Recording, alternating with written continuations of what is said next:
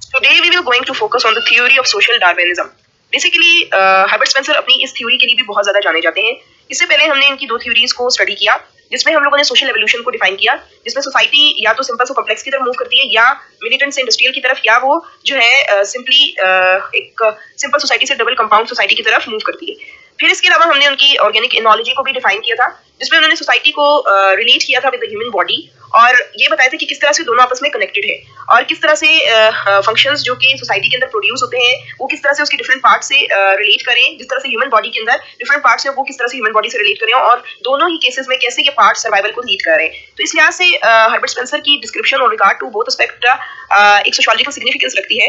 जहां तक हम बात करें इनकी थ्योरी ऑफ सोशल डार्विनिज्म की, तो बेसिकली ये थ्योरी उन्होंने 19th सेंचुरी में प्रोड्यूस की थी और चार्ल्स डार्विन के आइडियाज से ये हाईली इन्फ्लुएंस थे, और इसी लिहाज से इन्होंने एक थ्योरेटिकल एक्सप्लेनेशन प्रोवाइड की ह्यूमन सोशल लाइफ को और सोशल इनइक्वालिटी को। सो बेसिकली उन्होंने अपने सोशल डार्विनिज्म के अंदर दो कांसेप्ट्स को इंट्रोड्यूस करवाया, ये टू प्रिंसिपल्स को।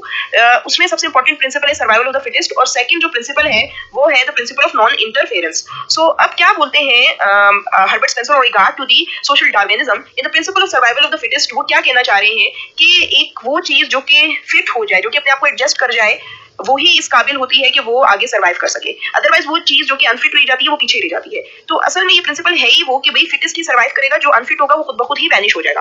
बेसिकली इस कांसेप्ट के लिए सबसे ज्यादा जाने जाते हैं। वो कहते हैं कि ये जो सर्वाइवल ऑफ द फिटेस्ट है वो एक ऐसा प्रोसेस है जो कि अनफिट को खत्म कर देता है और जो बेटर है उसको आगे लेकर आता है। यानी कि ये एक ऐसी नेचुरल टेंडेंसी है जिसमें नेचर खुद ही एक अनफिट से छुटकारा हासिल करती है ताकि बेटर के लिए रूम क्रिएट किया जा सके।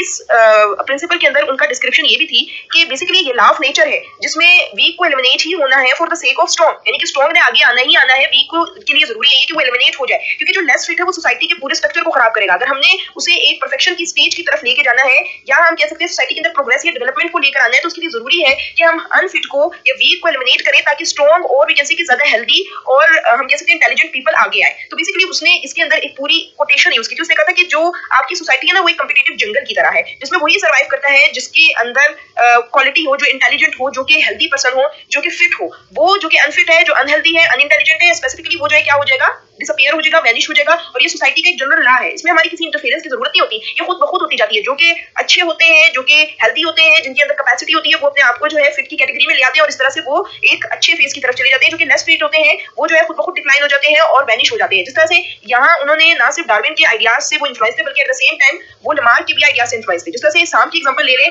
कि उन्होंने उसकी लेग्स की एग्जांपल दी, किसी जमाने में वो लेग्स को कंटेन करता था, तो with the passage of time जब उसे यूज करना शुरू कर उसका यूज खत्म करना शुरू कर दिया और उस आइटम का यूज नहीं रहा हैंड्स का, और भी जैसे जो भी लेग्स हुआ करती थी, तो इवेंचुअली वो लीड कर गया towards which we can say कि इस फेस की तरफ चला गया कि वो मुकम्मल तौर पर डिसअपीयर हो गए। तो वही बात यहाँ भी एप्लीकेबल है कि सोसाइटी के वो चीजें जो कि कंटिन्यू रहे यूज होना और अपने आप को टू द न्यू सिचुएशन डालती जाए, तो इवेंचुअली वो जो है किसी ना किसी अच्छे फेस की तरफ चली ही जाती है। सो बेसिकली उन्होंने इस जगह ये डिफाइन की। उसने कहा कि वो लोग जो कि मेंटली इल होते हैं, वो लोग जो कि इतने इंटेलिजेंट नहीं होते, लेस इंटेलिजेंट होते हैं, लेस हेल्थी होते हैं, वो खुद ब खुद ही वैनिश हो जाते हैं। इस रिगार्ड में उन्होंने ये भी बोला वो लोग जो कि आइडल लोग हैं, जो कि इमोरल लोग हैं, जो कि स्टूपिड पर्सन है, या वो लोग जो कि किसी किस्म की सिकनेस का शिकार है due to their bad habits, उनको मुकम्मल तौर पर सोसाइटी से खत्म हो जाना चाहिए, क्योंकि सोसाइटी की पूरे फ्रेमवर्क को खराब कर रहे होते हैं। लिहाजा उन्हीं लोगों को जगह मिलनी चाहिए जो कि वाकई जो है इंटेलिजेंट पीपल होते हैं, जो कि मोरल पीपल होते हैं, जो कि हमेशा स्ट्रगल करते रहते हैं। तो इस लिहाज से ये बहुत ज्यादा जाने जाते हैं। नेक्स्ट जो प्रिंसिपल सोशल डार्विनिज्म का है वो है the principle of non interference. वो कहते हैं कि स्टेट को किसी मैटर में इंटरफेयर नहीं करना चाहिए। स्टेट एक ऐसी हम कह सकते हैं मशीनरी है जिसका सिर्फ मकसद ये होना चाहिए कि अपने जो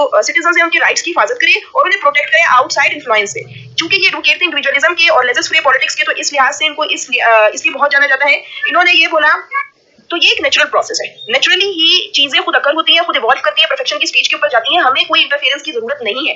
उसने कहा ना ही स्टेट को इंटरफेयर करना चाहिए, ना ही सिटीजन को। ये एक नेचुरल प्रोसेस है जिसके थ्रू सोसाइटी ऑपरेट करती है और परफेक्शन की स्टेज को जाती है। इंटेलिजेंट पीपल आगे आते हैं, जो कि अनइंटेलिजेंट या कैन से कि लेस इंटेलिजेंट पीपल है वो पीछे रह जाते हैं। तो एक प्रोसेस है, और अगर तो हम इंटरफेयर करेंगे तो हम नेचुरल प्रोसेस में इंटरफेयर करेंगे और इस इंटरफेरेंस की बेस पे हम मजीद प्रॉब्लम्स को क्रिएट करेंगे। तो ये मुकम्मल तौर पर इस डॉक्टराइन के एस्पेक्ट से एसोसिएटेड है। मीनिंग कहते हैं कि इवॉल्व खुद सोसाइटी हुई है, रेवोल्यूशन को सपोर्ट बिल्कुल नहीं करते थे, जिस तरह से कार्ल मार्क्स करते हैं कि कार्ल मार्क्स ये कहते थे कि सोसाइटी के अंदर खुद इंडिविजुअल एफर्ट्स के थ्रू रेवोल्यूशन लाया जाए। यानी कि वो जो कैपिटलिस्ट सिस्टम है जिसके अंदर मुख्तलिफ किस्म की आपको कॉन्फ्लिक्टिंग आइडियाज नजर आएंगे, इनइक्वालिटीज नजर आएगी, उसको अगर हमने खत्म करना है तो हमें खुद क्लास कॉन्शियसनेस हासिल करनी होगी और इस तरह से हम पूरी सोसाइटी को चेंज कर देंगे। स्पेसिफिकली उन्होंने ये वर्कर्स के हिसाब से बात की, लेकिन जो स्पेंसर की आइडियोलॉजी है बिल्कुल डिफरेंट। वो कहते नहीं, हमें कोई इंटरफेरेंस की जरूरत नहीं है, खुद ही नेचर इन तमाम चीजों को डिटरमाइन करती है, खुद ही अनफिट खत्म हो जाता है, जो वी कैन से कि एक फिट पर्सन है वो खुद आगे आता चला जाता है। तो इंटरफियर करने की जरूरत नहीं है। इस लिहाज से ये भी बहुत ज्यादा जाने जाते हैं। तो बेसिकली ये दो मेजर कांसेप्ट हैं जो कि सोशल डार्विनिज्म से एसोसिएटेड है, which we have defined. Point, जिसमें हम लोगों ने सबसे पहले सर्वाइवल ऑफ द फिटेस्ट की बात की और प्रिंसिपल ऑफ नॉन इंटरफेरेंस की बात की। कंक्लूडिंग रिमार्क्स में हम इनके मेन वर्क्स को थोड़ा देख लेते हैं कि कौन कौन से वर्क इन्होंने प्रोड्यूस किए